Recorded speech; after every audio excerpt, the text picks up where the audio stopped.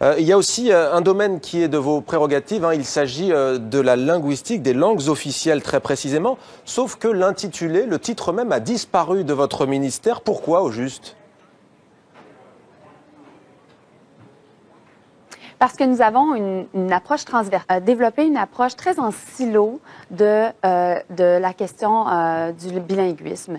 Et moi, j'ai eu l'occasion de rencontrer plusieurs communautés francophones en situation minoritaire. Et bien entendu, vous l'avez dit plus tôt, je suis québécoise, donc d'une province qui est francophone.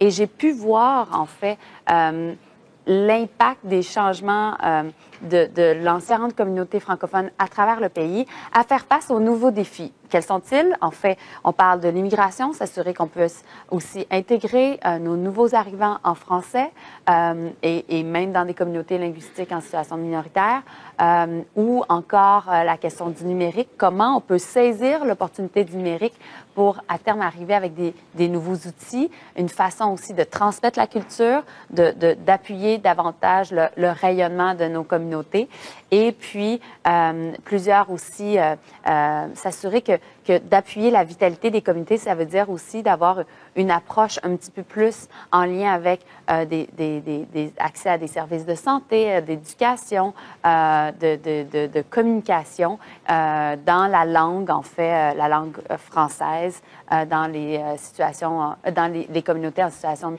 Et le tout sera... les consultations seront lancées l'an prochain. Vous savez, l'an prochain, c'est 2017, le 150e anniversaire de notre pays, de notre confédération. Nous sommes une des plus vieilles démocraties au monde. Et puis, Patrimoine canadien, mon équipe et moi sommes en charge. Nous sommes comme les maestros de ce grand projet-là. Et donc, c'est tout au cours de ces célébrations-là où nous allons célébrer des grands jalons de notre histoire, mais aussi comment je pourrais dire, ces différents aspects-là et ces consultations-là.